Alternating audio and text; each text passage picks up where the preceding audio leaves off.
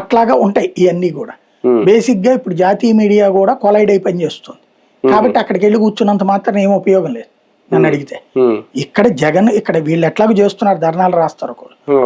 ఇంకోటి ఏంటంటే అరెస్టులు అప్పుడు పెద్దవాళ్ళందరినీ కూడా పట్టుకుని వెంటాడారు. ఇప్పుడు చిన్నవాళ్ళ జోలికే పోతున్నారు కాబట్టి వీళ్ళు ప్రకటనలకే పరిమితం అవుతున్నారు.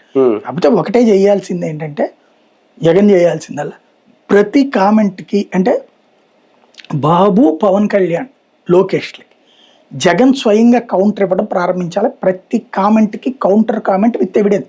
జగన్ ఊరికినే వేగ్గా మాట్లాడు, ప్రతిదీ కూడా ఆధారంతో మాట్లాడతాడు, డాక్యుమెంట్స్ ఎవిడెన్స్ చూస్తాడు. అతను ప్రెస్ మీట్ పెట్టాడంటే వాళ్ళ ఆఫీస్ స్టాఫ్ చచ్చిపోతారు, 3-4 రోజులు కష్టపడతారు ఆ డేటా అంతా తీసుకొచ్చి పవర్ పాయింట్ ప్రెజెంటేషన్ తయారు చేయడానికి. జగన్ ప్రెస్ మీట్ పెట్టేటప్పుడు చూడండి వీడియోలు, ఆడియోలు అన్ని కలిపి పెడతారు. అది చేయడానికి అంత తిప్పలు పడతారు వాళ్ళు. పాపం మిగతా పని అంతా మానుకుని ఇదే పని చేయాలి, అంత వర్క్ ప్రెషర్ ఉంటది. అతను ఏంటంటే ఆధారం లేకుండా మాట్లాడు తొందరగా జగన్. అది వీటిలో మాట్లాడేటట్టు ఒక టీం పెట్టుకోవాలి, అవసరమైతే 4 టీములు పెట్టుకో. కూటమి ప్రభుత్వం కూడా ఓకే ఈయన ట్వీట్ చేశారని ఒకటి ఆలోచించుకోవాలా, ఎందుకు హోంశాఖలో ఎంత వైఫల్యం పెరిగింది ఈ 2 ఏళ్లకి? వాళ్ళు ఆలోచించుకోవడం ఏముండదండి, అధికారంలో ఉన్నప్పుడు ఎవడో ఆలోచించడు. Incident is incident. ఇప్పుడు ఆ పిల్లది మీరు అన్నారు జ్ఞానేశ్వర్, పాపం చాలా కష్టపడ్డారు.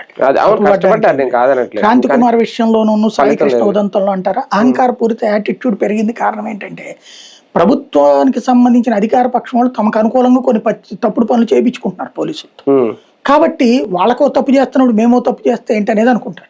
ఇంకోటి క్రాంతి కుమార్ మర్డర్ చేస్తే వీళ్ళకి వచ్చేది ఏంటి, వేధిస్తే, లేకపోతే